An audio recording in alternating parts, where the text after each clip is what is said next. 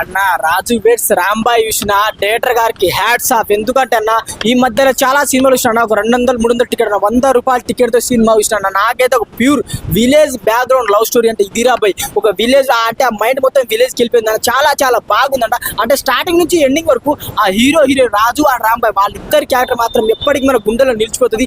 Real story realistic గా నాకైతే అంటే కొందరు సినిమాలో డూప్లు ఇవి వాడతారు కానీ అసలు ఎంత రియలిస్టిక్ గా ఊరలో సినిమా అంటే మన సినిమా అంటే ఇది రా పల్లెటూరు సినిమా. చాలా చాలా బాగుందన్న. డైరెక్టర్ గారికి హ్యాట్స్ అన్న. ఒకటన్నా ఆ డైరెక్టర్ కూడా చెప్పిండు, నేను సినిమా మాత్రం నెగిటివ్ టాక్ బాగా లేకపోతే అమీర్పేట్ సెంటర్ లో బట్టలు లేకుండా చెడ్డి మీద తిరుగుతాడు. నేను చెప్తున్నా భయ్యా, నువ్వు చెడ్డి మీద కాదు సార్, నేనే నీకు డ్రెస్ గిఫ్ట్ ఇస్తా. ఎందుకంటే ఇలాంటి సినిమా నా లైఫ్ లో ఎప్పుడు చూడలే అన్న. అసలు హ్యాట్స్ ఆఫ్, నేనే డ్రెస్ కొనిస్తాను సార్. అండ్ ఇంకొకటి ఆ హీరోయిన్ ఫాదర్ క్యారెక్టర్ వేసిండు. అరే అమ్మ ఎంత సైకోగాడరా యాక్టింగ్ ఏందన్న. ఆయన కుంటుకుంటా వచ్చి ఆ హీరోయిన్ ఏం అసలు అంటే నేను ఇంతవరకు చూసిన అతను ఎవరో కాదు, మన సిద్ధు జొన్నగడ్డల అన్న అంట. అన్న టిల్లు స్క్వేర్ అట్లే చంపేసిన ఆ డైలాగ్ క్యారెక్టర్ కి అల్ట్రా ప్రో మ్యాక్స్ లో వేసాడు.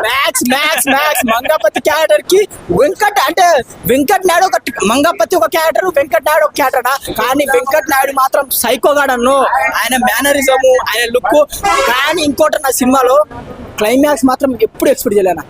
ఇంతవరకు ఏ సినిమాలో చేయలేదు. క్లైమాక్స్ మాత్రం ఎక్స్పెక్ట్ చేయరు. పక్కా ఈ సినిమాకి రండి, మంచి ఎంటర్టైన్మెంట్ అవుతారు. కానీ నేను ఒకటే భయ్యా, ఈ సినిమాకి నేను పాజిటివ్ టాక్ చెప్పినా, నేను సినిమా మాత్రం ఎవరైనా నెగిటివ్ టాక్ చెప్తే నేను బట్టలు నిప్పుకొని తిరుగుతాను అమీర్పేటలో. సినిమా బాగలేదని ఎవరైనా చెప్పినా నేను బట్టలు నిప్పుకొని అమీర్పేటలో తిరుగుతాను అంతే.